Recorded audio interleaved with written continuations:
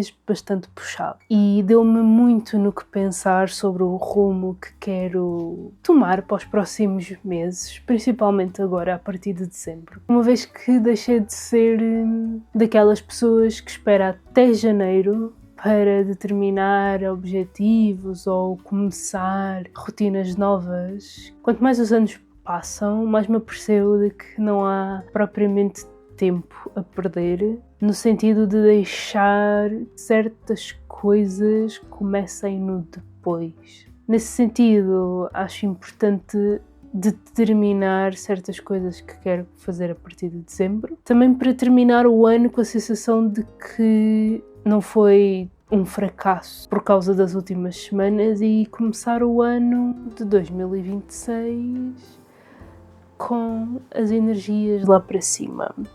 Hoje decidi trazer uma lista de coisas que quero fazer em dezembro e uma lista de livros que quero terminar / começar neste mês, e convido-vos no fim a deixarem a vossa listinha nos comentários e alguma sugestão que achem que combine com os pontinhos que trago hoje. Vamos começar pelo elefante na sala. Eu quero escrever pelo menos mais um capítulo da minha dissertação. Isso implica escrever cerca de 10, 15 páginas. Se conseguir introduzir um segundo capítulo, perfeito. Caso contrário, um capítulo é o mínimo dos mínimos que eu pretendo fazer. Isto porque na próxima semana tenho de enviar o documento atualizado com leituras que os meus orientadores sugeriram, mas que infelizmente, devido ao ritmo de trabalho e cansaço físico e mental, eu não consegui ler tudo o que queria ler. Então vou baixar as expectativas, ler o máximo que conseguir nos próximos dias, 2 textos, e começar a cruzá-los com o meu tema. E se conseguindo escrever um capítulo em dezembro, eu sei que em janeiro vou conseguir avançar para os 2, 3 e aí começo a entrar no início do fim da escrita da dissertação. O segundo ponto, que vai ao encontro da questão de não deixar para depois algo que posso fazer agora, é repensar com calma, sentadinha na cama ou na secretária com um chazinho ou um descafeinado, repensar sobre 2025, mas de forma muito concreta e objetiva, sem deixar que os sentimentos e as emoções me atropelem, porque não sei se é só comigo, mas eu tenho a tendência de pensar que, pelo tempo ter passado muito depressa, por eu não me ter apercebido do que é que aconteceu, por talvez ter acontecido muita coisa ao mesmo tempo, não me dar conta das conquistas ao longo do ano e não me dar conta também de muitos objetivos que foram sendo cumpridos, ainda que não nos contornos que eu esperava. Então, um dos meus objetivos para agora, em dezembro, é sentar-me com o meu caderno e apontar tudo o que aconteceu, se for preciso, mês por mês, ou de 3 em 3 meses, rever os objetivos que determinei o ano passado, tanto os que publiquei na minha newsletter, que vou deixar aqui em baixo, e um print na tela, como os que ficaram no caderno por serem objetivos mais privados e que na altura para mim não faziam sentido publicar. Vou dar um check naquilo que aconteceu, vou rever o que é que não aconteceu e questionar-me porquê que não aconteceu, e talvez apropriar-me de uns quantos objetivos para 2026, ou então deixar para trás os que não fizerem sentido de forma alguma, e a partir daí pensar também na minha vision board. Há 2 anos comecei a fazer vision boards, ou seja, o quadro dos sonhos, onde fazemos uma montagem / colagem de fotografias, imagens, sensações que queiramos conquistar nos meses seguintes. E houve muita coisa que aconteceu, tanto no ano passado como este ano, mas desta vez quero fazer diferente. Eu estive a ver 1 ou 2 vídeos no YouTube que vou deixar aqui também na tela, em que explicam o processo por detrás da construção de um vision board, de maneira que os nossos sonhos e objetivos se concretizem. E apesar de ter a minha Vision Board de 2025 no ecrã do tablet, este ano quero ir além. Quero não só ter no tablet, como também no telemóvel e no computador, para estar em constante contacto com as imagens, com as sensações que me transmitem, de maneira a nunca me esquecer daquilo que quero conquistar. Só que para conseguir montar essa Vision Board convém escrever os objetivos que quero cumprir, como, porquê, e a partir daí buscar imagens que se relacionem com esses objetivos. E agora em dezembro, quando entrar de férias de Natal, vou querer tirar 2 dias para pensar sobre isto. Talvez grave um bocado do processo e traga para cá. E aí sim fazer a recolha das imagens, preparar a Vision Board e atualizar os ecrãs dos meus dispositivos mais próximos. Partimos então para o ponto que eu nunca esperei a esta altura do ano estar a falar assim dele desta maneira, mas que são sobre os treinos. Nos últimos meses, por variadas razões, deixei-me abater pela minha ansiedade e pela minha procrastinação no que toca a treinos. Eu sei que treinar, para mim, é uma das melhores ferramentas para lidar exatamente com essas ansiedades, com esses medos, com estes pensamentos que muitas vezes ocupam mais espaço do que deveriam, só que eu deixei-me ir, deixei-me abater pela rotina, por tudo e mais alguma coisa, que, pensando bem e de forma muito responsável, não é uma justificação plausível para não ter feito o que tinha para fazer. E se eu for a olhar aqui para o meu calendário de treinos no Bullet Journal, eu sei que, de um panorama muito geral, eu treinei o máximo que consegui. Não sei se vão conseguir ver aqui no ecrã, não sei se aparece muito bem. Acho que aparece.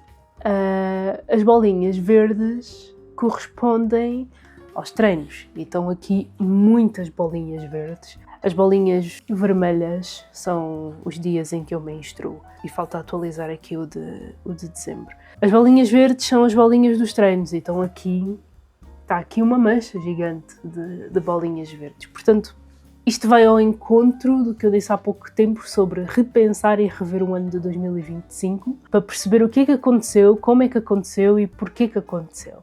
Por não ter treinado com o foco e a vontade que muitas vezes treino, fico com aquela sensação de que falhei redondamente neste quesito e que mais vale atirar tudo às ortigas e pronto, fica resolvido. Mas algo em mim não me deixa desistir, porque eu gosto mesmo de me mexer.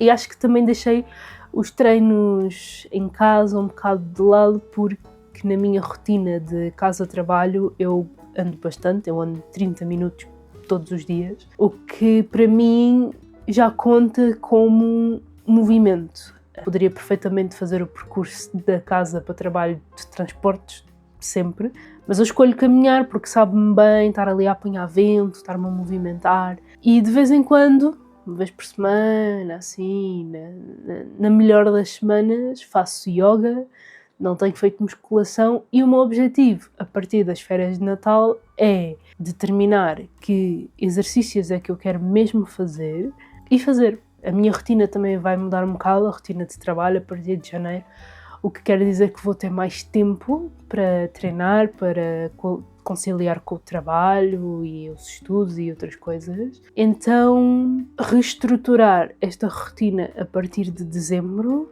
é tão ou mais importante do que esperar por janeiro para fazê-lo. Isto também porque não faz sentido esperarmos para fazermos as coisas. Porque a nossa vida é uma linha contínua, então tudo o que nós nos propusermos a fazer deveria seguir a mesma lógica. E é por aí que eu quero deixar-me levar. É fazer o máximo que conseguir sempre que conseguir e a partir das férias tirar os atrasos, aproveitar para me mexer, para treinar, para transpirar, para me divertir, acima de tudo. Pintar mais é algo que quero voltar a fazer. Vou deixar aqui na tela fotos de pinturas que fiz ontem, segunda-feira. Eu e o meu namorado preparámos aqui a parede, aqui ao lado do meu braço direito, preparámos a parede com papel manteiga, coladas com fita adesiva, fita de pintor, daquelas amarelas que se encontra em qualquer lado.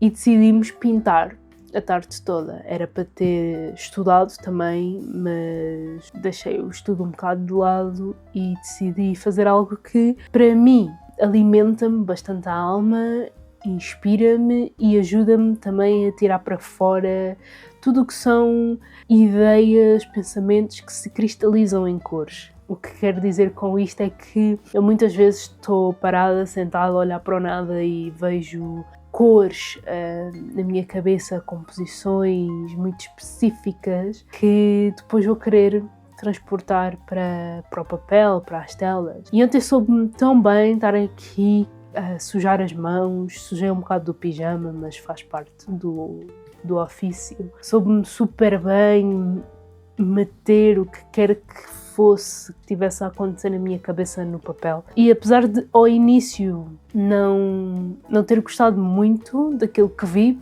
porque com tudo colado a imagem estava um bocado estranha, não estava a gostar muito das cores que usei. No momento em que tirei a fita cola e cortei as folhas, gosto bué de fazer isso, para garantir também que numa única sessão consigo produzir não sei quantas pinturas, não pelo sentido de produtividade e números, mas mesmo para fazer valer as ideias. E é muito mais fácil para quem não tem uma rotina que lhes permite pintar todos os dias, ou para quem quer pintar para expor ou para vender. É muito fixe fazer uma colagem de folhas, pintar e depois cortar. Agora em dezembro, talvez no próximo fim de semana ou nas próximas semanas, quero voltar a fazer a mesma coisa, portanto colar folhas na parede, pintar e depois ver o que é que acontece.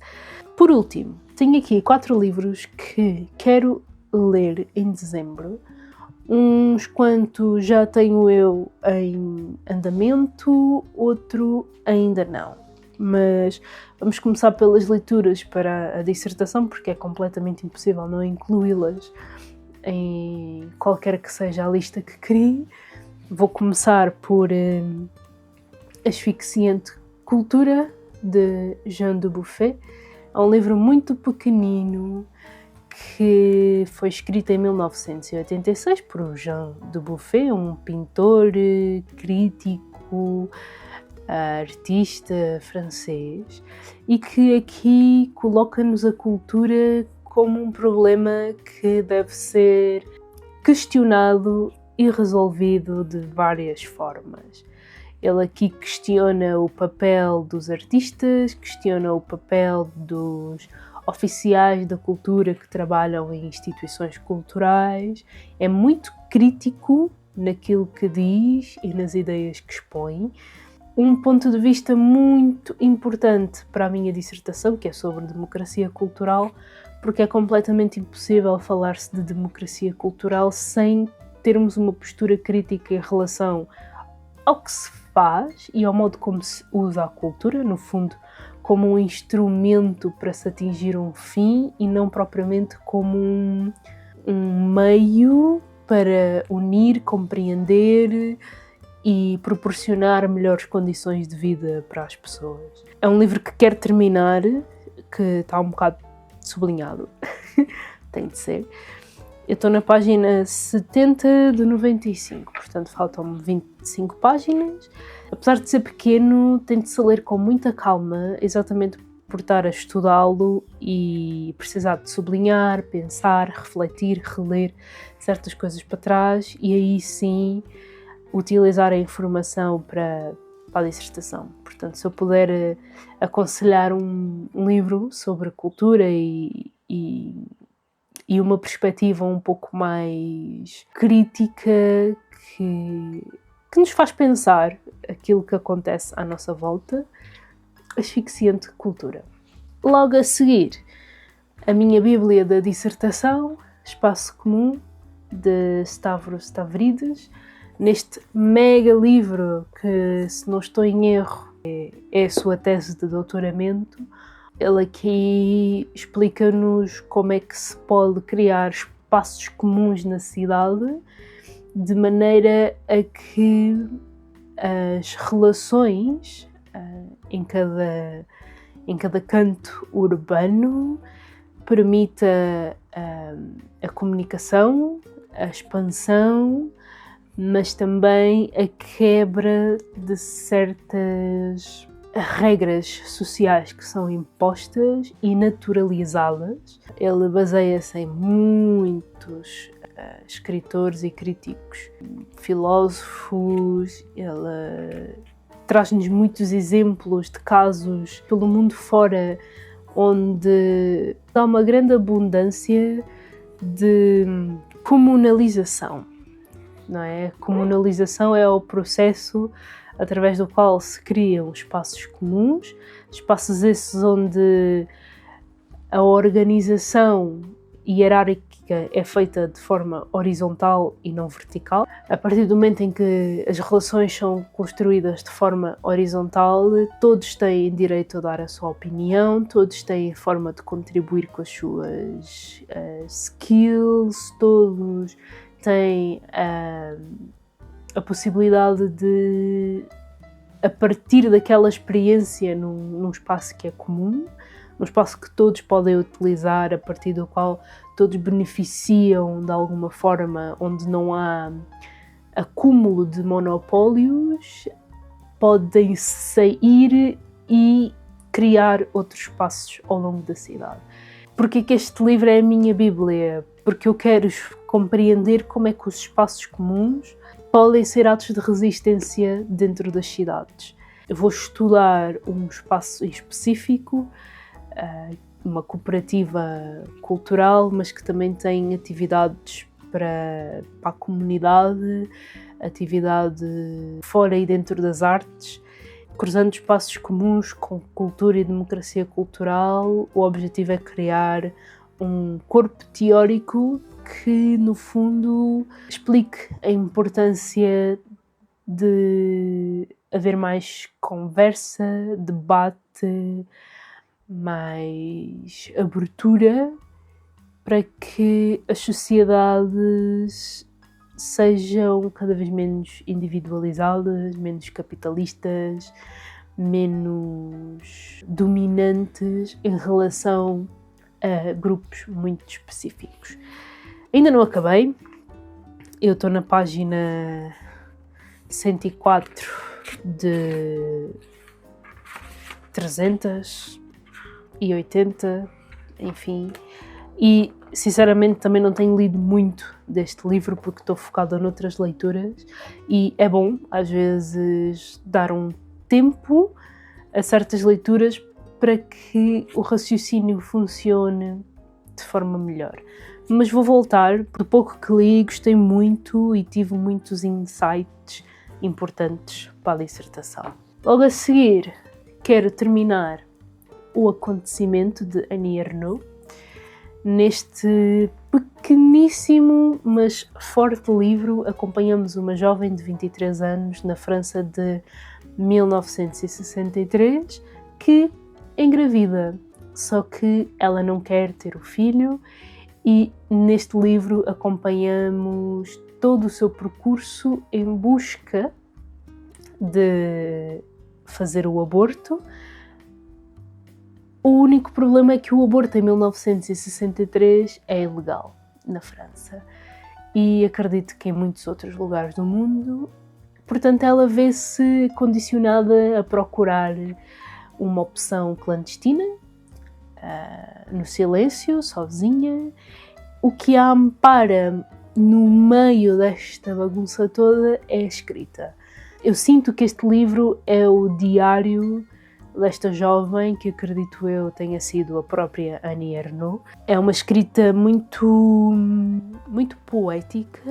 Há ali momentos em que é simples e identificável, outros que nos dá um soco no estômago por denunciar a solidão que se proporciona por causa de regras. Então é curioso pensar como é que, por causa de uma ilegalidade que não deveria ser, no caso o aborto, muitas mulheres metem-se em situações de perigo quando deveriam ser recebidas abertamente nos hospitais, nos centros de saúde, por uma decisão que para elas faz todo o sentido. Ainda não cheguei ao fim, estou quase a acabar. Penso eu que me faltem 20 páginas, uma coisa muito rápida. Talvez acabe hoje, terça-feira, no dia em que estou a gravar. É mesmo muito, muito, muito curto. Este livro tem 87 páginas, isto lê-se num instante. Porém, apesar de ser pequeno e de se ler num instante, é daqueles que convém ler-se aos pouquinhos, para absorvermos a informação, porque são desabafos de uma jovem de 23 anos que quer fazer o aborto numa altura em que não se pode e que está muito sozinha, que tem de arranjar desculpas, que tem que se apoiar em soluções que são bastante perigosas. E ontem cheguei a uma parte do livro que eu poderia ter continuado, mas eu optei por fechar e deixar para o dia seguinte, por ter sido uma situação muito forte. Percebo porque é que muita gente gosta da Annie Ernaux. Eu, na verdade, escolhi este livro por várias razões. Primeiro, porque existe uma escritora no Substack, a Tamires Correia, vou deixar aqui, que gosta muito da Annie Ernaux. Também porque me foi oferecido um livro, a Trilogia de Paris, não me lembro do nome da autora, mas vou deixar aqui também alguns, cuja narrativa é uma espécie de resposta ao acontecimento, à trilogia da Amiga Genial da Helena Ferrante. Portanto, fiquei intrigada primeiro para compreender o que é que se passa aqui. O próximo passo é ler A Amiga Genial e só depois a Trilogia de Paris para poder contextualizar toda a história que lá se passa. Se me perguntarem sobre o que é a Trilogia de Paris, eu também não vou saber responder. Eu gosto de entrar nas histórias sem saber a sinopse e descobrir por mim mesma o que é que está a acontecer. Por último, um livro que não comecei, mas quero muito, Strange Pictures, Imagens Estranhas, do Ukezo, que é um autor, youtuber, criador de conteúdo japonês, cuja identidade é anónima. Ninguém sabe quem é que ele é, porque ele está sempre com uma máscara. Carol da edição, eis o que aconteceu.